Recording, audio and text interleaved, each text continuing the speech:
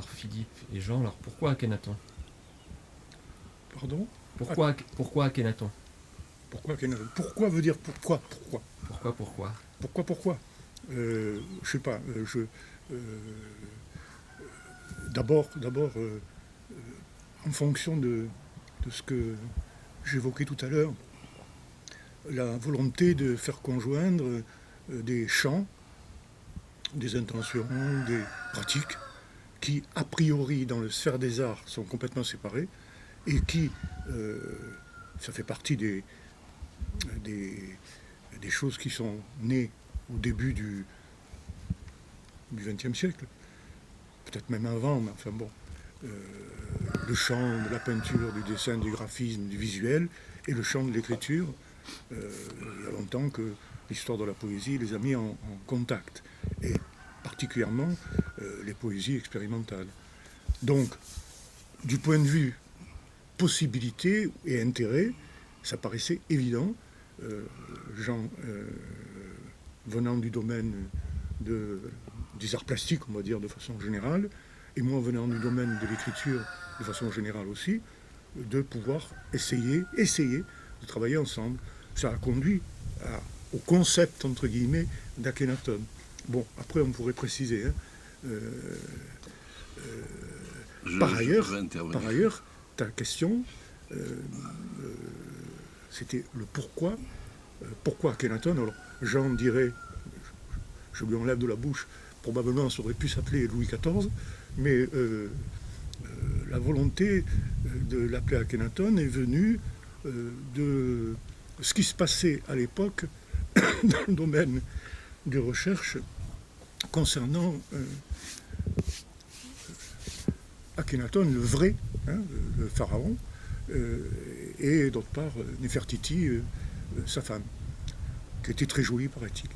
Borgne. Et borgne. Bon, ça, c'était à la fin de sa vie. Alors, je vais intervenir.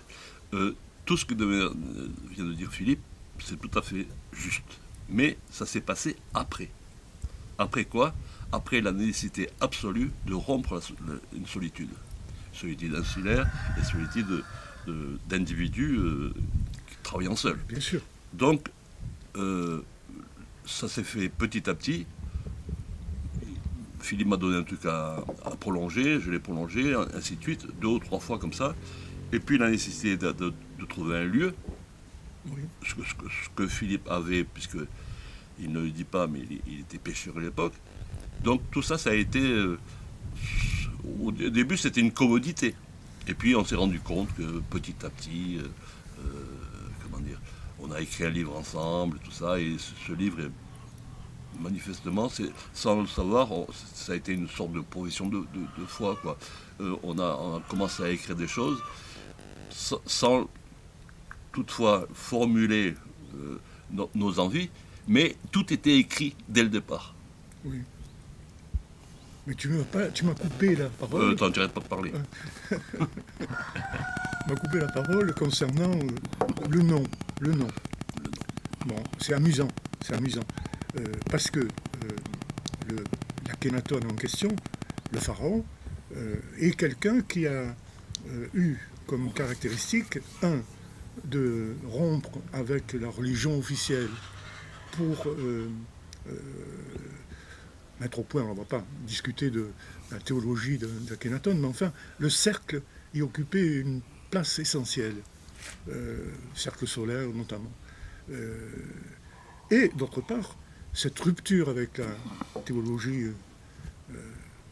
instituée l'a amené à quitter la capitale de l'époque où étaient les pharaons, et pour aller fonder une ville en plein désert qui n'existait pas, qui a existé grâce à lui. Et là, ce pharaon avait une particularité, c'est-à-dire qu'il faisait des poèmes. Il écrivait des poèmes. Alors les poèmes en question étaient gravés sur des pierres. Quand il a été blackboulé, c'est-à-dire le règne d'Akhenaton n'a pas duré longtemps, le clergé classique a repris le pouvoir, la capitale en question a été rasée, Et on a on a pilonné, on a mis au pilon l'ensemble des poèmes d'Akhenaton. Sauf que les archéologues de notre temps ont retrouvé dans les pyramides qui n'étaient pas celles d'Akhenaton, qui n'étaient pas liées à Akhenaton, ont retrouvé qu'on avait utilisé les débris en question pour combler des trous, pour faire du mortier. On avait utilisé les morceaux de ces poèmes. Et les archéologues en question ont commencé à reconstituer le puzzle. Et, premier temps, ils sont arrivés à faire 4 ou 5 poèmes, remettre à jour, à reconstituer 4 ou 5 poèmes qu'on a aujourd'hui. Mais surtout, ils ont installé tout ça sur des ordinateurs et on sait que quelque part vers 2035, on aura les œuvres complètes d'Akhenaton. Et c'est une sorte de jeu entre le passé et le présent, et le futur, qui me paraît très intéressant, qui nous a paru intéressant. Donc, comment êtes-vous arrivé à travailler ensemble, effectivement dériver vers l'art-action, performance, poésie-action, différents termes sont possibles, et comment le relier votre pratique artistique à la poésie expérimentale, poésie contemporaine? Alors, comment dire, j'ai parlé de l'atelier tout à l'heure. Et bien évidemment, au début, chacun avait sa propre activité dans l'atelier. Et on était travaillé côte à côte. Et petit à petit, l'idée de mettre en jeu le travail de l'autre est venue tout à fait naturellement. Et le problème de la performance, c'est une performance, certes, mais c'est une prise de possession d'un espace. Et l'espace, on est déjà dans les arts plastiques. Et quand c'est un espace qui est bavard. Il y a du son, il y a des mots qui sont dits, ou qui sont écrits, etc. Donc, tout ceci se combinait parfaitement entre les recherches de Philippe et mes propres recherches. Et je vais bien plus loin, c'est que ça a eu une influence déterminante dans mon propre travail. Je pense que Philippe aussi, enfin, il le précisera lui-même, mais ça a été déterminant. C'est-à-dire que ces zones de recherche et d'expérimentation a remis en question ma conception où j'étais enquisté de la peinture. Donc ça a eu un effet bénéfique. Un peintre, quand un peintre se met à bouger, à construire quelque chose en direct, c'est pas l'habitude qu'on a de voir, peut-être à part Pollock, où toutes les photos de Pollock, on le voit en mouvement. Je parle de Pollock parce qu'il n'est pas non plus étranger à cette expérimentation et cette prise en compte de l'espace à construire. Voilà. Oui, je pense que je n'ai pas grand-chose à rajouter à ce que dit Jean. Sinon, une expression qu'on a utilisée, ou un complément de l'espace, ça s'appelait, on parlait d'un espace de langage. Un espace de langage. Et cet espace, on l'a même matérialisé de façon symbolique par le cercle. La plupart des performances qu'on a faites, oui, la plupart, pas toutes, mais la plupart, étaient ouvertes par le fait qu'on traçait un cercle, un très grand cercle, et on voulait constituer par là cet espace dans lequel des formes variées d'expression. C'est pour ça, c'est pas un espace de langue, c'est un espace de langage. C'est le geste, le son, le visuel, etc., qui sont mixés dans ce cercle, voilà, et qui tournent de l'un à l'autre, qui renvoient de l'un à l'autre. Ça, c'est, je crois qu'en ajoutant un espace de langage espace, on a les deux aspects. Alors, de ce fait, ça, d'un point de vue plus histoire de l'art, si j'ose dire, ça nous mettait en consonance à cette époque-là. Bon, c'est les années, allez, on va dire 75, 80, enfin, entre 75 et 80, ça nous mettait en consonance avec les pratiques qui étaient celles de l'installation. Et comme nous faisions en direct, on a parlé d'install-action. C'est l'expression qu'on a mis au point, inventée, etc. Même si ça a été repris après par d'autres, comme dans d'autres cas d'ailleurs, sans que nous sommes enseignés. Et le mot d'installation, enfin l'expression d'installation, mettait l'accent aussi, et ça c'est une particularité du travail qu'on a fait, je trouve, sur le fait qu'on ne considérait pas la performance comme quelque chose qui s'achevait sans objet. Beaucoup de gens l'ont situé dans la lignée du non-objet. C'était une attitude ou une présence, etc. Or, nous on a joué à l'opposé, dans la mesure où attitude et présence, bien sûr qu'on était présent physiquement, etc., mais on n'a jamais cultivé ce côté-là. On était là comme étant des ouvriers d'un travail. Des outils. Voilà. Et puis bon, une fois que la performance est terminée, pour la plupart des performances qu'on a pu faire, c'était un espace qui était plastique. On était, c'était très proche de la peinture. Et, des arts plastiques, de façon générale. Ça peut se discuter. Ça peut se discuter. Les arts plastiques, ça concerne aussi la sculpture, etc., etc. Mais là, on travaillait avec des matériaux, hein, des pigments, de la poudre, aussi bien de marbre que de la sciure, etc., etc. Donc c'était vraiment, comment dire, c'était pas des tubes de peinture, mais on n'en est pas loin, quoi. Voilà. Mais sans pour autant revendiquer la chose, ça se terminait sur un espace qui était enrichi par tout un tas des traces de gestes, des traces d'attitude, où, je le rappelle, je précise que nous, en tant que performeurs, nous étions là comme des outils. On n'était pas là comme des danseurs, c'était des outils. On était toujours en retrait par rapport à ce qui se produisait. Et le rapport avec ce qu'on appelle l'intermédiat. Pardon ? Le rapport avec l'intermédiat. Ah ben, intermédiat, parce que c'est clair, on ne cherche pas à additionner des médias qui, c'est le multimédia ça, qui externe les aux autres, où on estimerait qu'il faut nécessairement du son, ou il faut nécessairement de l'image, ou il faut... Non, on travaille pour un projet, et un projet qui implique la présence de tel ou tel médium. Le son, parfois il y en a, parfois il n'y en a pas.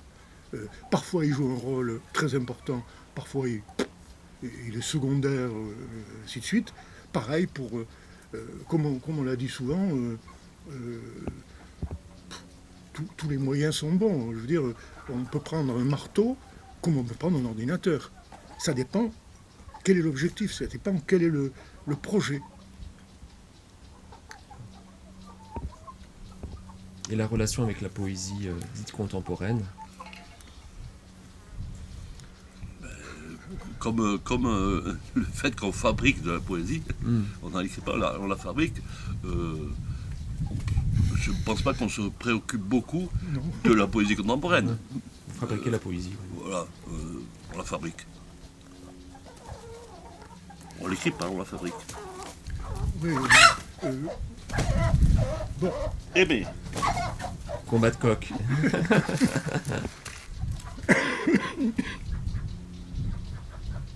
Non, le rapport à la poésie contemporaine, il est clair que dans bien des cas, on a été inscrit dans le circuit de la poésie contemporaine, les événements, festivals, lieux, etc. Et rarement dans des lieux externes à ce circuit-là. Rarement, ça nous est arrivé parfois, et encore je cherche, parce que même quand on a fait telle ou telle exposition, et uniquement exposition, c'était en fait dans des galeries ou des espaces qui étaient liés de près ou de loin, et souvent de très près, au domaine de poésie.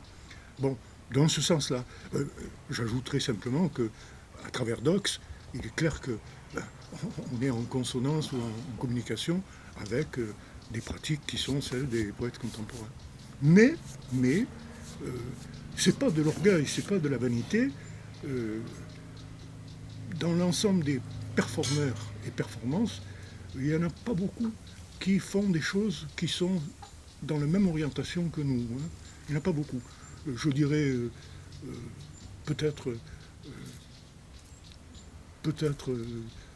Helge Meyer en Allemagne. Oui, mais ils sont seuls. Hein, ils sont seuls. Lui, il a travaillé avec l'autre. Oui, avec le... Oui, d'accord. Oui. Bon, mais il y en a très peu. C'est souvent aussi des groupes, comme le groupe de l'Allemand qui s'appelle Nelsoni, qui réunit un certain nombre de performeurs et ils font une immense performance en même temps. Oui. Mais bon... C'est rare dans le panorama actuel. Et Dox alors Dox, je sais pas, quoi Dox? Comment est venu Dox, un peu historique, et puis c'est venu. Comment c'est venu? Oh, c'est venu. Bon, dès la fondation de Dox, j'étais au courant et j'étais même dans l'équipe, entre guillemets, la première équipe de Dox. Quand c'était Julien Blaine qui dirigeait, là, ça a commencé en... Mais moi, s'agissant de moi, j'étais encore à Paris à l'époque. Et je me souviens très bien, rue de Montparnasse, non, c'est rue ou c'est...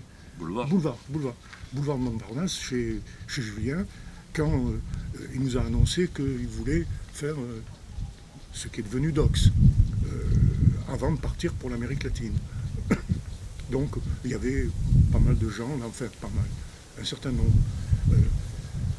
Donc j'ai publié des choses, j'ai travaillé avec Julien pour Dox dès cette époque-là. Mais par contre, je ne m'occupais pas de l'aspect technique, réalisation. Bien. Ça dure jusqu'en 80... c'est quand Jules a été élu maire de Marseille. Oh, ça doit être en 89, un truc comme ça. 88, je crois. Oui, puisque nous, on reprend en 89. On reprend... le premier Dox qu'on sort, il sort en 90. 90? Oui, il sort, mais on l'a... Bon, enfin bref. Donc, Julien, en 88 ou 87, peu importe, devient maire de Marseille, enfin adjoint au maire de Marseille, s'occupe de la culture, et pour diverses raisons, pas simplement de temps, mais aussi sans doute de volonté de faire autre chose, laisse tomber Dox. Dox arrête d'être publié à cette période-là. Et comme on se connaissait, on parle de ça, et il dit à cette époque-là, ben, si vous aviez l'intention de reprendre Dox, ben, moi je passe la main et vous continuez. Et c'est comme ça qu'on se retrouvait à s'occuper de Dox. À la différence près, mais ça on l'a mesuré très vite, que Julien avait derrière lui une équipe technique qui était très importante. Il s'occupait d'un journal, enfin la Provençale à l'époque, et il pouvait faire réaliser techniquement la chose en question par son équipe. Nous, non, on était 2 points à la ligne. Et on a parlé antérieurement du numérique. Le numérique, nous a servi à nous passer de l'équipe de journalistes ou de faiseurs de journaux qui servait de base à Julien d'emblée. Et là, on a mesuré qu'on pouvait, avec cet outil-là, faire communiquer des champs qui, antérieurement, étaient des champs séparés. Alors, je pense que on a saisi très vite cette chose-là. La preuve, c'est que très vite, enfin en 95 c'était fait, on avait conclu que Docs ne pouvait pas être uniquement papier, qu'il fallait la poésie sonore sans le son, pas possible, performance sans l'image, pas possible. Or, si tu regardes le premier Docs, il est déjà question celui de Julien, il est déjà question de la poésie sonore ou de la performance, mais par contre, il en est question par le papier. Nous, on a voulu qu'il en soit question par le numérique, donc au début c'était des CD, après des DVD. Et je t'assure, enfin, je vous assure, monsieur Massu, que c'était pas gagné. Parce que réaliser des CD ou des DVD qui devaient marcher sur Mac et sur PC, à partir des objets qui nous étaient fournis, et qui souvent étaient des objets très bizarres, hein, pas unifiés, par ne serait-ce que passer du VHS au format DVD. Exactement. Il a fallu résoudre tous ces problèmes-là. Et je te garantis qu'on a eu des montagnes à gravir pour faire ça. Ça nous a mis d'ailleurs en colère à une certaine période, parce que tu envoyais Docs, qui était un peu plus maigre que maintenant, aux gens, très bien, parfait, mais ne réalisez pas que la galette à l'intérieur nous avait pris au moins autant de travail, sinon plus, que le papier.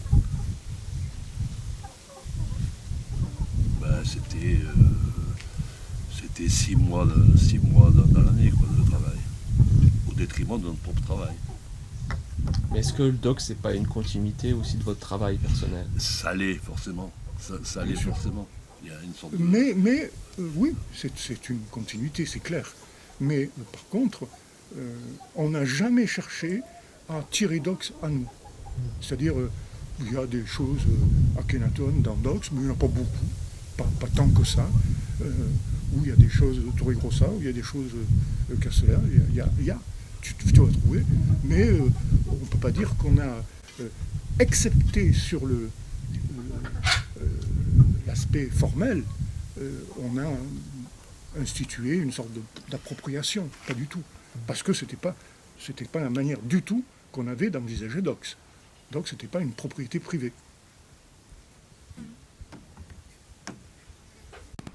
Oui, parmi les travaux numériques qu'on a réalisés, Jean et moi, parce qu'on a travaillé tous les deux là-dessus, oui, moi la programmation, mais le concept, le projet, etc., on a travaillé tous les deux.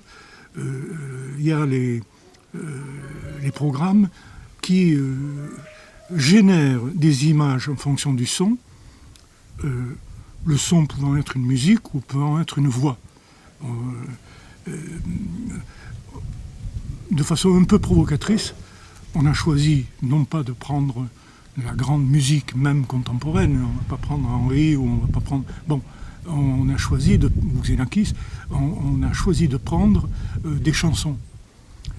Parce que les chansons font partie de la culture, entre guillemets, populaire, bas niveau, low, et qu'on est très intéressé de façon générale, et ça se retrouve dans les performances, par ce côté bas niveau, pop si tu veux. Mais là, le pop envisagé par le numérique et via le numérique, ça compliquait les choses. Donc tu as une chanson, quelle qu'elle soit, une voix, quelle qu'elle soit. Ça peut être, il y a des fois où on a pris des voix qui ne sont pas vraiment des voix populaires, entre guillemets, Brian Gazin par exemple, ou Bartolomé Ferrand, des voix de poètes, lisant un texte ou improvisant ou modulant, etc.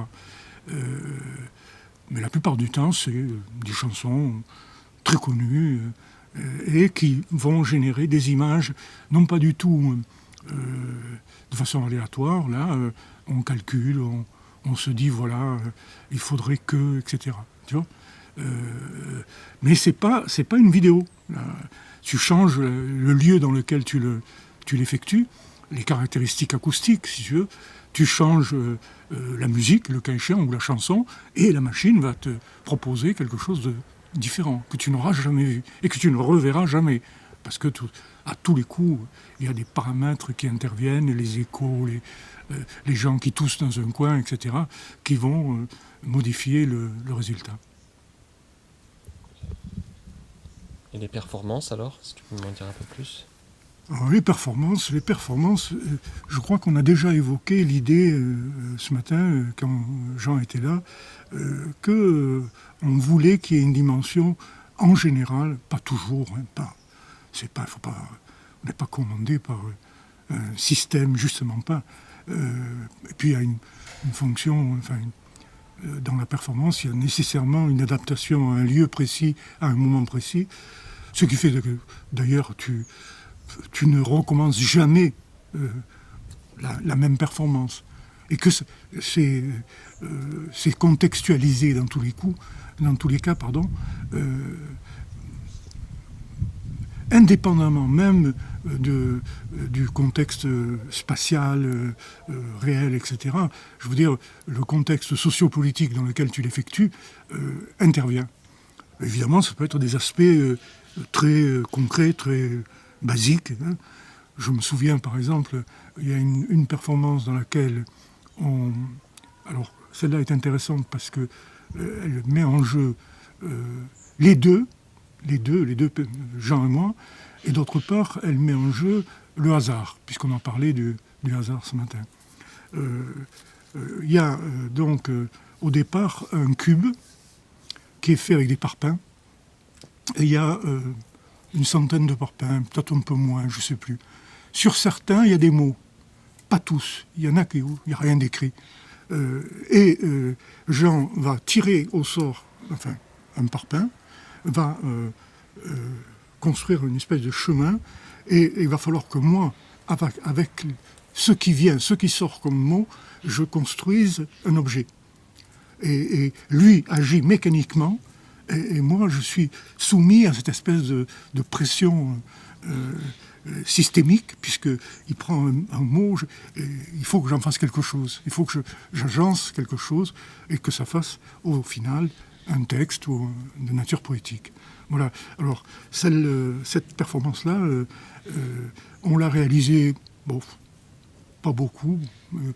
On l'a réalisée à Beaubourg, on l'a réalisée à Sauve, pour Filiou. On l'a réalisée au Québec, chez Martel. Je crois que c'est à peu près tout. Parce que elle est quand même un peu lourde à transporter. Hein. Voilà. Et donc, on la réalise en Turquie. En Turquie, invité par l'ambassade de France en Turquie. Un espace magnifique, rien discuté. Mais là, on n'avait pas amené nos parpaings. On leur a demandé de fournir la centaine de parpaings qu'il nous fallait. Et on a écrit les mots sur les parpaings, et on a fait le cube comme c'était prévu et comme on l'avait déjà fait auparavant. Sauf que Jean, je t'ai dit, réalise une sorte de chemin qui ressemble à un manche de guitare, tu vois, les parpaings qui sont les uns parallèles aux autres, et donc il se déplace là-dessus. Et il ne marche jamais en dehors de ce chemin. Or, les parpaings turcs se cassaient et s'effritaient. mal foutus, on va dire. C'était des parpaings pas costauds. Donc, au fur et à mesure qu'ils marchaient, le chemin s'effondrait. Alors là, il a fallu improviser tout au long de la performance. C'est pour ça qu'il y a toujours le hasard, et ce que j'ai appelé le contexte, parce que la nature même du parpaing, ou des parpaings, on peut la mettre en relation, enfin, leurs défauts, on peut la remettre en relation avec le contexte turc. C'était d'ailleurs au moment dans lequel il y avait un scandale sur les constructions immobilières, etc., qui n'étaient pas achevées, qui n'étaient pas correctes ou pas adéquates pour l'habitation. Du coup, on était rentré en liaison, en écho avec cette réalité-là, mais c'est vraiment, on ne l'avait pas prévu, à aucun égard. Bon, une autre fois, avec cette performance, quand on l'a réalisée en milieu urbain à Paris, dans la rue Quincampoix, ça existe la rue Quincampoix ? C'est à côté de Beaubourg. On l'a réalisé à Beaubourg même, mais on l'a réalisé aussi dans la rue Quincampoix. Alors la rue Quincampoix, c'est une rue, il y a des voitures, et donc tu fais une espèce de chemin en parpaing, toutes ces choses, tu fais un cube et tout, tu perturbes la circulation, les gens t'engueulent, enfin bon, ça klaxonne, ça fait un embouteillage, enfin, bref, jusque-là ça va. Mais ce qui s'est passé, au début, le premier parpaing que Jean me donne, enfin que je prends, je le porte comme ça, à bout de bras, aussi longtemps que je peux. C'est quand même un peu lourd, au bout d'un certain temps.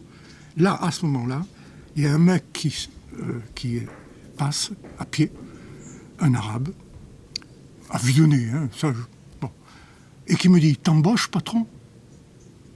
Alors bon, t'embauches, patron, je suis là avec mon parpaing, je suis en train de faire une performance dans la rue avec un campois, avec les gens, et le mec il continue, et il se dit, qu'est-ce qu'il va construire ? Bon, ça continue. Le mec s'en va, arrive un trio de jeunes mecs, casquettes en travers, etc., qui commencent à vouloir me chahuter, se moquer de moi, enfin, etc. Moi, je le prends mal. Et à ce moment-là, il y en a un qui sort un couteau. Alors, je suis là avec mon parpaing là, et j'avais un pain. Bon, là aussi, ça fait partie de ce qui se passe dans une performance et qui n'est pas prévu. Bon, je suis arrivé à retourner le truc chez la situation. Pour finir, ils sont restés, ils ont regardé, et ils m'ont dit c'était pas mal. Bon, ça va. Voilà, donc, je ne sais plus pourquoi je t'ai raconté ça. C'est pour dire, oui, que dans la performance, c'est difficile de figer, c'est nécessairement un flux, c'est nécessairement modifiable, c'est une des définitions, enfin, un des aspects ou des traits fondamentaux de la performance. Alors, ce qui n'empêche pas que les nôtres, pour revenir au propos, les nôtres sont calculés, parce que quand tu penses à un objet plastique que tu veux réaliser, même si les chemins pour le réaliser, même si parfois les erreurs de l'un ou de l'autre vont modifier les choses, on a une partition, entre guillemets, très précise. On sait qu'on doit faire à tel moment telle chose. C'est partagé, et évidemment, parfois, comme faire partie du jeu aussi, parfois on se trompe, et du coup, l'autre est obligé de modifier ce qu'il était en train de faire ou ce qui était prévu sur la partition. Et dans ce type de cas, on voit très bien que quand tu travailles à deux, c'est du ping-pong. C'est du ping-pong. Tu dois faire très attention à ce que fait l'autre, alors que si tu travailles tout seul, bon, dans le cadre de la performance, enfin, ce qui me concerne moi, je ne sais pas pour les autres, je suis toujours un peu un état second. Donc, si je me concentre sur quelque chose, c'est sur moi. Tandis que là, quand tu travailles à deux, il faut que tu te concentres sur toi, mais aussi ce que l'autre est en train de faire. Il y a une autre performance qui correspond à cette idée-là, enfin, ce que je dis là, c'est... elle s'appelle... Comment elle s'appelle déjà ? peu importe, parce que les noms des performances, la plupart du temps, on les trouve après coup. Hein, pour les désigner dans le quotidien, on va utiliser une périphrase. Et donc, dans cette performance-là, il y a une bande-son extrêmement calculée, à la seconde près. Hein, elle doit... et la lumière est commandée par la bande-son. Les projecteurs qui doivent, etc. Bon. Jean est supposé faire un ensemble de choses, et il les fait, mais il prend 10 minutes d'avance sur une performance qui fait 25 minutes, 30 minutes. 10 minutes. La bande-son continue. Moi, j'ai l'air d'un con, parce que là, normalement, pour lui, c'est fini. Et lui, il se met en retrait, et moi, je continue à être au milieu. Donc, j'ai improvisé pendant 10 minutes, complètement. Tu vois, et la performance a changé de sens, même, fonction de ce qui se passait. C'est un ping-pong où le bug intervient. Les bugs, c'est toujours intéressant. Donc, ce matin, je parlais d'espace, enfin, Jean parlait d'espace, et j'ai dit espace de langage. Ça a voulu dire, là on a retrouvé Akhenaton, hein, la plupart du temps, on commence par tracer un cercle. Ce cercle est au sol, on travaille au sol. On travaille au sol parce que, justement, on ne veut pas de créer de barrière par rapport aux spectateurs. On veut qu'ils soient autour, à côté. Le cas échéant, s'ils viennent au milieu, c'est arrivé. Dans ce cas-là, il faut réagir.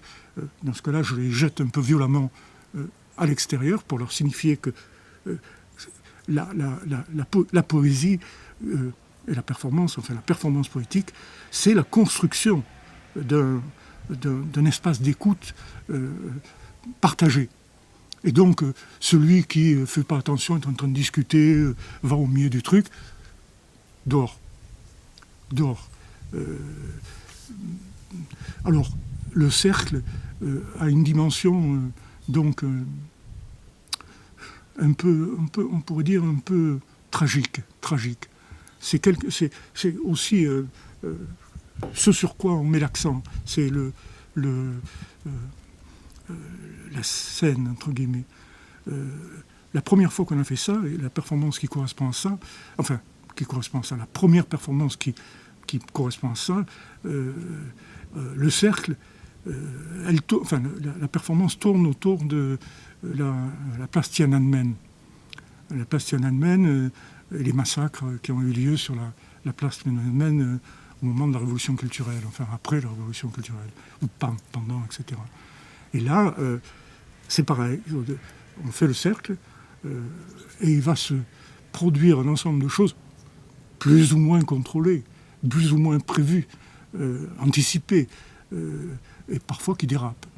Dans cette performance, par exemple, bug, à un moment donné, je prends une faucille.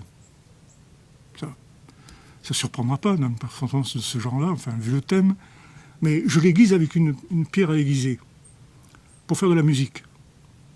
Ça fait un bruit très particulier, le micro, etc. Et là, bêtement, maladroitement, je me coupe et je commence à saigner avec de la main, là, parce que à force d'aiguiser ma faucille, je me suis fait mal. Bon, là, tu réagis. Faites venir les secours, mais pas du tout. Je me suis dit, tiens, ça c'est parfait. Je saignais en direct dans la performance dont le sujet était quand même quelque chose d'assez proche. Voilà. Et le cercle, peu à peu, est envahi par des substances. Jean a dit souvent des substances granulaires. Là, on comprend bien pourquoi. C'était de la sciure, parce que la sciure est quand même utilisée pour éponger le sang, notamment dans les corridas. Et la corrida, voilà. Alors, comme je saignais sur la sciure, c'était parfait. Voilà. À la différence du numérique, quand on s'est lancé dans la performance, Jean et moi, on n'avait pas vraiment de modèle externe qui nous influençait. on était plutôt critique sur ce qu'on connaissait. Peut-être qu'il y avait des choses qui étaient très proches, mais qu'on ne connaissait pas. Hein, ça, c'est probable. Mais on était très critique sur une version de la performance où, d'abord, c'est très improvisé, c'est-à-dire c'est l'attitude ou la présence physique, la corporalité qui sont en avant. Ça, on l'a dit ce matin, nous, on veut, poienne, ça veut dire faire, tu vois, on veut construire. Et du coup, je l'ai dit aussi ce matin, on est les ouvriers de cette chose-là. On n'est pas... évidemment que la corporalité, la manière de se déplacer, etc., de chacun, tu ne peux pas en faire l'économie. Tu es là, tu continues, et même peut-être même que tu le fais encore plus, sans le vouloir. Tu es encore plus toi-même que ce que tu voudrais. Mais au départ, on veut se retirer de nous-mêmes. On veut se retirer au profit de l'objet qui est en train de se créer, de se fabriquer. Donc, cette optique-là ne correspondait pas à ce que faisait à l'époque, je ne sais pas moi, Julien Blaine, ou d'autres qui mettent l'accent sur des aspects physiques justement. Ceux qui vont aller dans le cadre d'une gestuelle qui se rapproche de la danse, ceux qui vont... alors là, je pourrais nommer, hein, mais on ne va pas s'amuser à passer en détail, en revue, tous ces gens-là. Nous, on ne voulait pas de ça. On voulait, qu'on ait une partition, comme je l'ai dit, qu'on construise un objet, quitte à l'effacer après, à le détruire. Bon, ce qu'on fait d'ailleurs en général, mais c'était notre intention. Et ça ne correspondait pas à la version qui est venue des États-Unis ou qui est venue par le Bell, du happening, etc. Ça ne correspondait pas à ça. C'était en dehors de ce... En plus, comme on était deux, ça ajoutait à la... Parce qu'il y a aussi cette idée dans la performance que c'est une personne, c'est une singularité, c'est une... quand tu parles d'attitude, tu soulignes ça. Or, la position qu'on prenait était à l'opposé. Tu vois, t'es pas dans cette optique-là. Alors, en plus, on était critique, je le suis toujours d'ailleurs, sur les manières un peu fluxus de traiter la performance, parce que, comment dire ça, un peu critique, cette idée que la spontanéité, le n'importe quoi rentre dans cette catégorie, la performance. On était critique parce que, pour développer, hein, en réalité, ce genre de pratique aboutit à renforcer l'écrin, c'est-à-dire l'institution, le lieu. Moins la chose, plus elle est futile, un peu comme, je sais pas moi, Giroud qui pousse son cri de coyote, tu vois. Bon, si tu n'as pas toute une histoire, toute une mise en scène, même un type de milieu qui correspond à la performance, ou une époque même, je pourrais même dire une époque, si tu n'as pas ça, bah, genre, passe à côté, et quelles que soient tes intentions. Tu vois, j'ai une phrase, plus léger le geste, plus lourde l'institution qui le relève. Donc, tu dois pas... quand tu mets tes chaises dans l'espace public, d'une certaine manière, tu te confrontes à ce genre de problème-là. Si tu ne les installes pas d'une certaine façon, si tu n'as pas les phrases, etc., il ne se passe rien. c'est déjà difficile pour qu'il se passe quelque chose en l'espace urbain, mais là, ça devient carrément impossible, tu vois.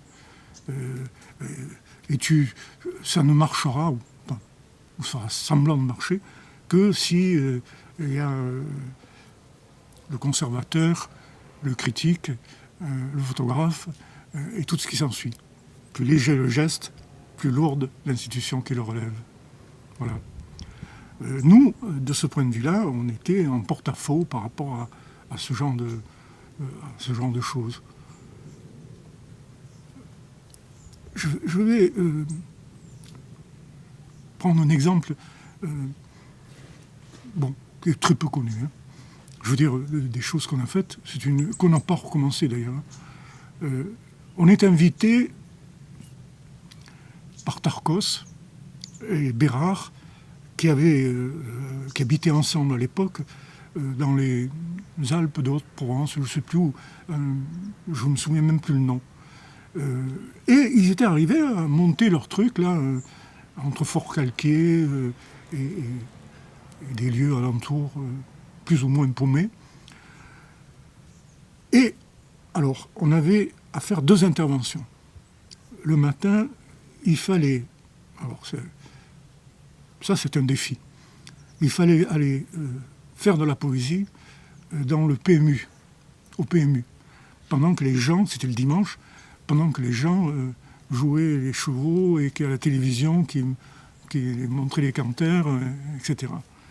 Bon, quand tu fais ça dans ce genre de lieu, je te garantis que il faut que tu fasses quelque chose un peu fort, parce que sinon, tu te fais lyncher. Mais foutez-nous la paix, c'est dimanche, on est enfin tranquille, on a travaillé toute la semaine, on joue aux cartes pour les uns, on joue aux courses pour les autres, et voilà qu'il y a des rigolos là qui... voilà, bon. Et on est arrivé à créer cette espèce de cercle. Alors là, on n'a pas tracé un cercle concret, mais on est arrivé à le créer, c'est-à-dire que le silence s'est fait et que les gens ont écouté et regardé. Tu vois. Alors après, le cercle, on l'a tracé quand même. Après, on est allé à la messe, à l'église. Je ne sais pas comment Christophe et Stéphane s'étaient débrouillés, mais la deuxième partie des performances se passait à l'église, avec l'aval du curé. Alors, comme on savait qu'on intervenait dans une église, on était venu en voiture, enfin en bateau évidemment, puis en voiture après, et on avait ramassé des hérissons morts, un lièvre mort, tout ce qu'on avait trouvé qui était mort sur la route. C'est une petite route, c'est en pleine montagne, enfin oui, les Alpes de Haute-Provence, c'est quand même une montagne, et on avait tout ça dans la voiture. Et voilà, la performance s'appelait Le lièvre dans le bénitier. Et on a mis le lièvre dans le bénitier. Le bénitier, on l'avait encerclé avec du pain. Le pain, on l'avait écrasé avec la voiture devant l'église, en tournant en rond autour de l'église. Du pain, des croûtes de pain, enfin du pain. Et tout ça, on a fabriqué notre espace à l'intérieur. Et autour du bénitier, on a mis le lièvre là-dedans. Ça a fait un scandale. Le curé, alors là, je crois qu'il ne recommencera pas. Parce que le lièvre, comme tu le sais, ça a quand même des significations un peu diaboliques. Voilà. Mais on parlait des différentes performances que vous avez faites. Voilà, oui. Mais même dans ces cas-là, tu vois la notion espace de langage. Et d'une certaine manière, l'espace de langage, on peut parfaitement se taire, nous, complètement. Mais ce qui est en train de se passer doit devenir assez intense pour que l'écoute fait partie du langage, tu vois. Mais pas une écoute fascinée ou pas une écoute doctorale, enfin, je sais pas, moi, tu vois, ce genre de choses. On ne joue pas au prophète du tout. Pas du tout. Mais il faut qu'il y ait... Et on est nous-mêmes emportés, ou on était nous-mêmes emportés dans ce type de performance-là, par ce qui est en train de se passer, tu vois.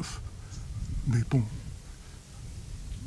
ça implique quand même aussi qu'il y ait au centre quelque chose, une accroche qui parle, même si elle n'est pas, on nomme pas, on ne dit pas, on est en train de parler de tel ou tel événement ou de telle réalité, etc.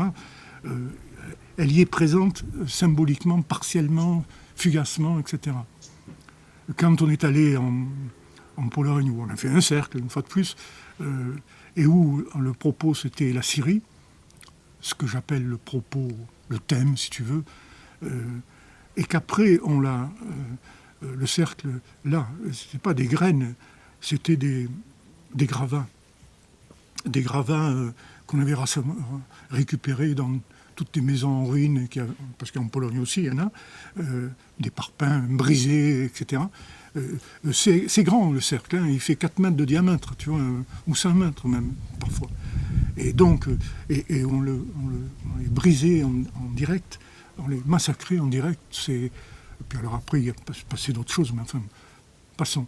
C'est pour dire que au centre, il y a quand même une amorce, un objet, une réalité qui a une dimension tragique, tu vois. Mais tragique, qui nous a paru tragique. On a été atteint, touché par cette chose-là. C'est pourquoi d'ailleurs, ça on n'en a pas parlé, si, je l'ai évoqué tout à l'heure, on est très sensible à la culture médiatique, à l'information, à ces choses-là, qui font le quotidien planétaire de tout un chacun aujourd'hui. Donc, ça peut être dans un cas, dans le cas où je n'ai pas décrit la performance, du coup, peu importe, celle où Jean piétine des espèces de cartouches pleines de sang. Le cercle est fait avec ces espèces d'objets louches, médicaux, quelque part. Et il y a un caillou noir au centre, un mouton noir au centre. Bon, je ne dis pas ce qui va lui arriver, mais il va lui arriver des choses. Mais dans ce cas-là, on a pensé en même temps à deux choses. Et comment dire, la symbolique de la performance est ouverte. C'est pas un code fixé. C'est pas une intention entre guillemets militante dans le sens engagé des années 60. La preuve, c'était que ce caillou noir auquel il arrive beaucoup de choses assez violentes. On l'avait pensé à la fois en référence au bombardement en Irak et à la bonne femme, enfin la femme, qui a été lynchée à la même époque, je ne sais plus où, je crois que c'est au Qatar, ou en Arabie Saoudite, je ne sais plus, pour adultère ou quelque chose comme ça, et qui avait été mise dans un puits et qui a été lynchée avec des cailloux qu'on jetait sur elle. Et donc, on a pensé à ces deux choses en même temps. Elles se passaient en même temps d'ailleurs.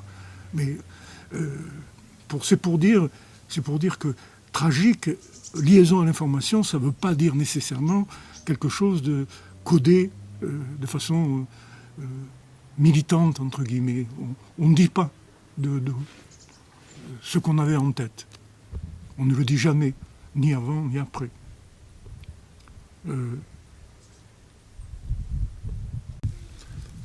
Les performances, elles sont très écrites. C'est-à-dire qu'il y a un scénario. Et un scénario, un début, une fin. Enfin, c'est un petit film, une petite histoire. Mais évidemment, comment dire, c'est toujours soumis à une forme de présence physique, tout ça. Il peut y avoir pas des ratages, mais enfin des improvisations, des petites hésitations, des petits bugs ou des petites comme ça. Mais c'est pas gênant. Parce que on s'y attend à ce genre de truc. Donc, à la limite, c'est amusant, quoi. Voilà, c'est tout. Et par exemple, il y a la performance où c'est le truc de... comment il s'appelle, Bush, qui comment dire, qui présente l'intervention américaine comme quelque chose d'inévitable et qu'il faut que l'Amérique se défende à la suite des tours.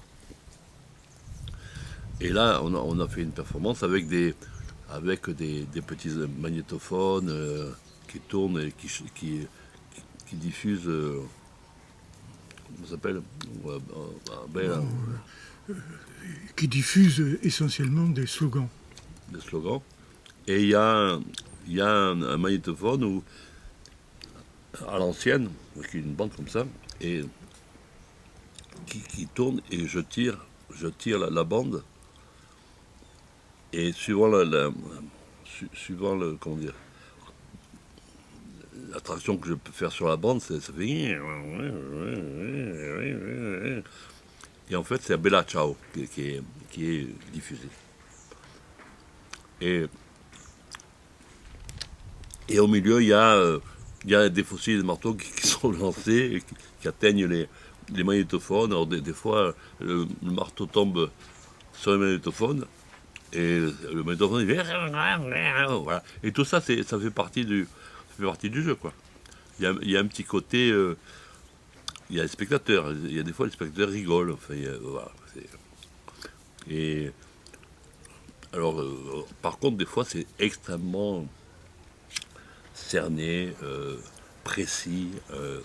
Par exemple, la performance avec des graines de riz qui développent comme des grains de photos...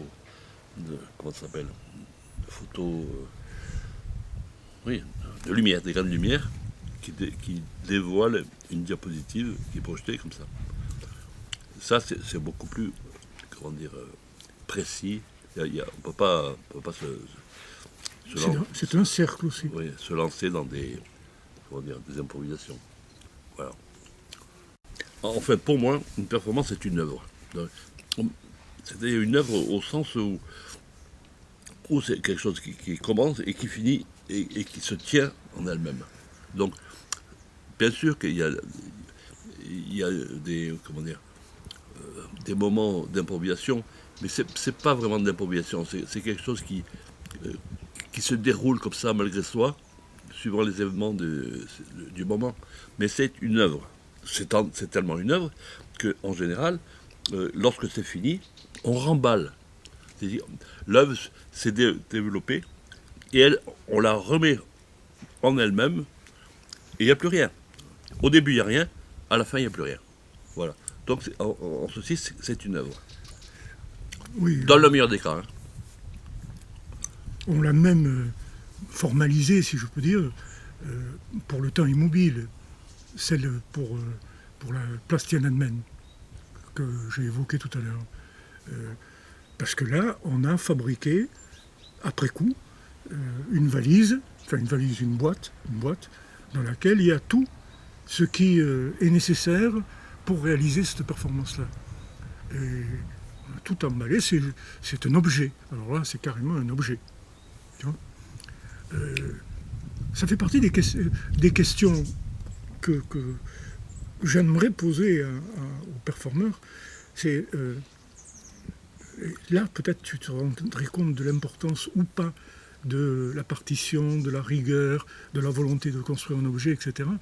La question serait, est-ce que vous vous sentez capable de réaliser une performance de quelqu'un d'autre?